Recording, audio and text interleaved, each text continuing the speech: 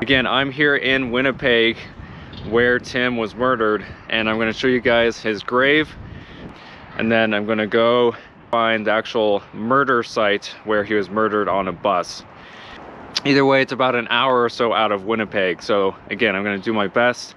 I heard there's a memorial or cross where the actual kind of site was. This is one of those cases that is definitely one of the top 10 most heinous and most horrific cases that I think I have ever covered on my channel. This is definitely one of those top infamous crimes that has absolutely shocked not only Canada, but America and beyond. Now, again, this case has so much information that I will do my absolute best to give you guys as much of the details as possible.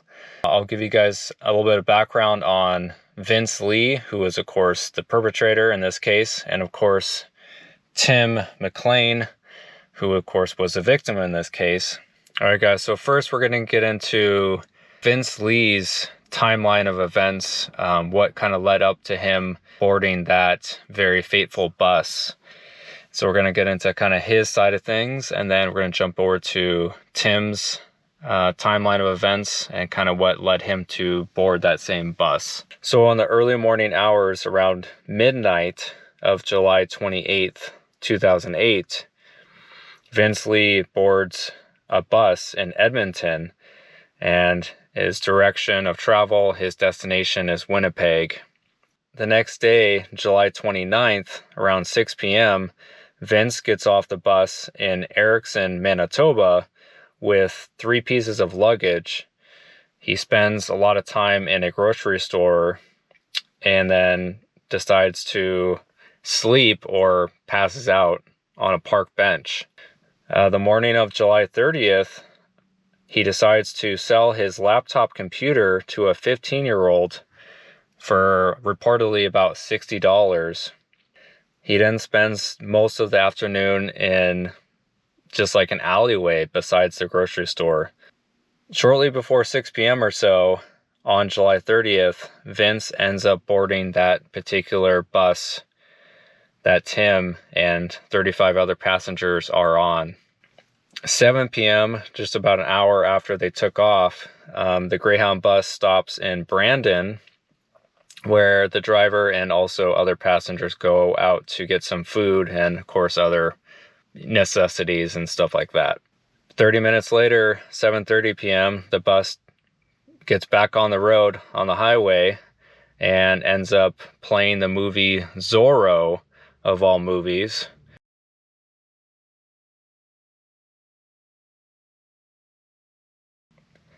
So on July 30th, 2008, Tim, who was a carnival worker, was returning home to Winnipeg after working at a fair in Edmonton. So he was going the same direction and same destination as Vince Lee. He departed Edmonton on Greyhound bus 1170 to Winnipeg. He sat kind of towards the back of the bus, about 1 row ahead of the toilet. When Vince Lee originally sat in the bus, he sat towards the front. And then, however, for whatever reason, he decides to move to the back of the bus and ends up sitting next to Tim. Tim, of course, had headphones on and didn't really notice Vince, kind of acknowledged him a little bit, but didn't really say much to him. And Tim ended up falling asleep listening to music. So the actual murder took place around 8:30 or so p.m. on July 30th. Vince took out a huge hunting type knife and just began stabbing Tim repeatedly in the neck and chest. As you can imagine, everyone was absolutely horrified. People were screaming. Of course, Tim was heard screaming as well. The bus driver ended up pulling off to the side of the road, and him and all the other passengers got out. The driver and 2 other men did make an attempt to rescue Tim, but were chased away by Vince, who still had the large hunting knife. And this is where it gets incredibly gross and bloody. Vince ultimately decapitated Tim and ended up displaying his severed head to those who were outside the bus, like all the passengers and the bus driver. Vince held up Tim's severed head and also ended up eating parts of Tim's body. Just after 8:30 p.m. when the attack began, the police were of course called. They of course arrived to find Vince pacing around the bus. As Vince attempted to try to escape the bus driver thought pretty quickly and quite ingeniously to set what's called the emergency immobilizer system. Essentially made the bus inoperable and made it so that Vince couldn't open the door and couldn't turn on the bus or anything like that. At about 1:30 a.m., Vince attempted to escape by breaking through a window. However, Vince was finally arrested, but he was shot with a taser numerous times. When police finally went onto the bus to assess the scene, they found Tim's body parts just strewn about the bus. Many parts of his body were put in plastic bags.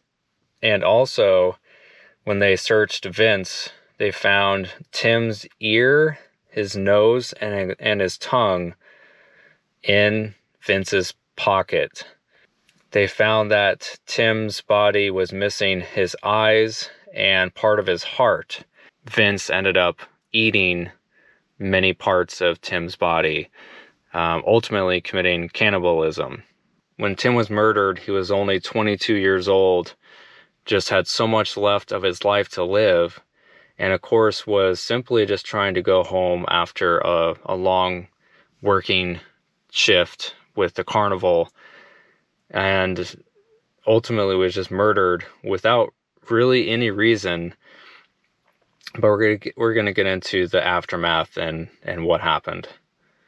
So at Vince's trial on March 3rd, 2009, Vince ended up pleading not criminally responsible for Tim's murder.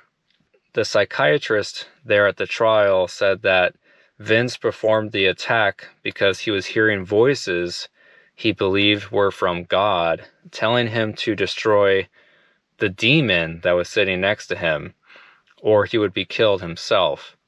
And of course, the demon he was referring to was none other than Tim. The judge decided to accept that diagnosis and ruled that Vince was not criminally responsible for killing Tim. So he was sent to a mental health hospital. On June 3rd, 2010, Vince was granted supervised outdoor walks within his mental health facility. On May 30th, 2011, Vince was responding well according to doctors, and they were looking at giving him some more freedoms. And on May 17th, 2012, Vince had been granted temporary passes that would allow him out of the mental health facility. He was able to go on visits to the town of Selkirk, which I guess was the town that the mental health facility was in. He, of course, was supervised by a nurse and I guess some sort of police officer. On March 6th, 2014, Vince was actually allowed to have unsupervised visits of the same town that the mental health facility was at, starting at 30 minutes a day and eventually expanding to full-day trips. Unsupervised. Can you imagine someone committing that type of horrific murder, that kind of just absolutely bloodbath of an event? Can you imagine he was allowed unsupervised visits around town and they thought he was okay to do that? That honestly boggles my mind, to be honest. On February 27th, 2015, he was also given unsupervised day passes to visit Winnipeg as long as he carried a functioning cell phone with him. February 2016, Vince actually changed his name legally to Will Baker. On February 10th, 2017, so about 1 year after that, the Manitoba Criminal Code Review Board ordered that Vince be discharged, meaning that he was granted an absolute discharge.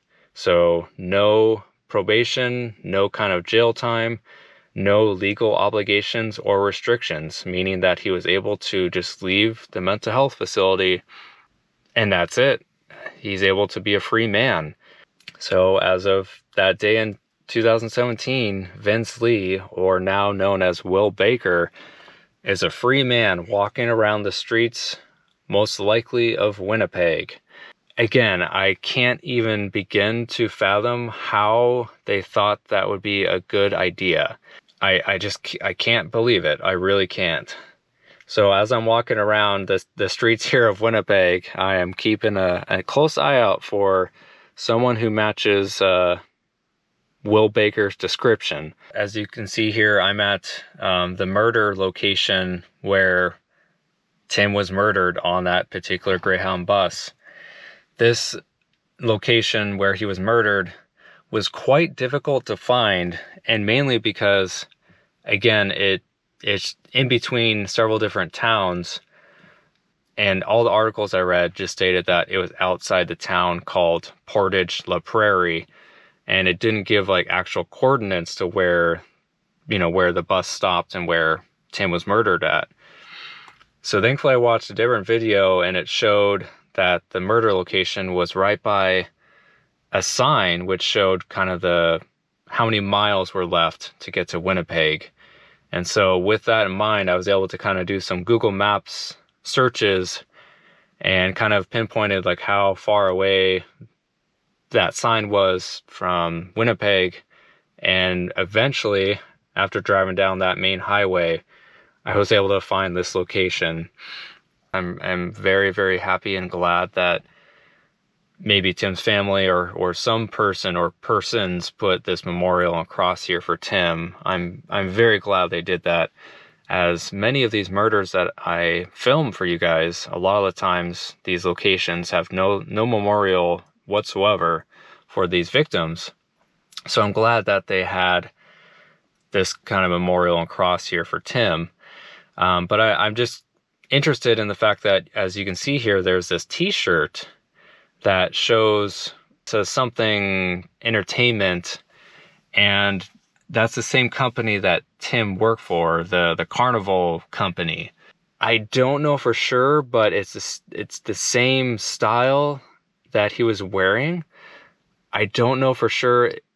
I would be very surprised if it was the same exact shirt he was wearing the night he was murdered, because I'm sure that one would be taken for evidence or something like that. But either way, it's either one of his shirts he had in his bag, or someone had somewhere purchased a replica of like the same shirt with the company logo on it and put it here at the crime scene.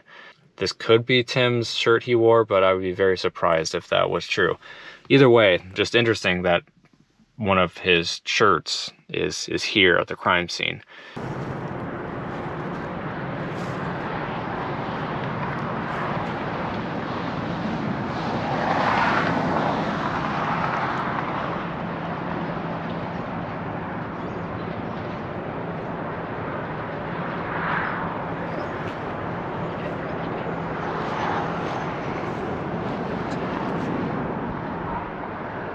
I'll try to point the direction of the camera to where you see some crime scene photos of the bus and police cars around it. And it was pretty much facing towards the bus.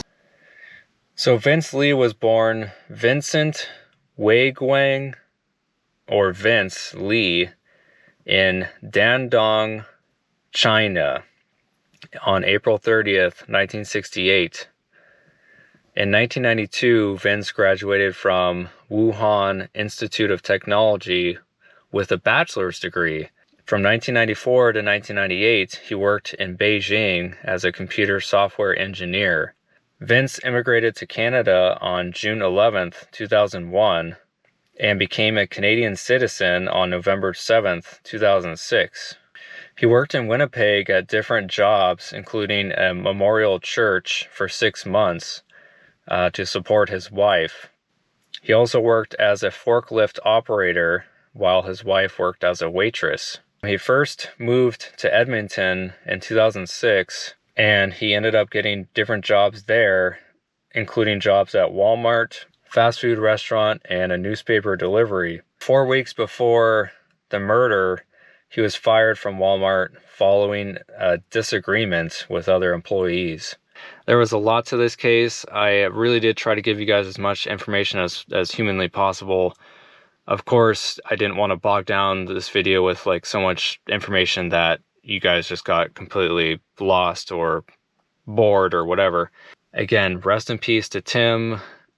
I no words can really describe how saddened I am for him, and again, just the absolute horror he must have felt after being stabbed and knowing that he couldn't fight off Vince. Yeah, I can't even put into words how absolutely terrifying that must have been for him. If you're new around here on my channel and you like these kind of crime videos, especially since I go to these actual locations, make sure you subscribe and turn the bell on. And again, my name is Harmon. Thank you all for watching my videos. I really do appreciate it. I'll see you guys on the next one. Thanks for watching.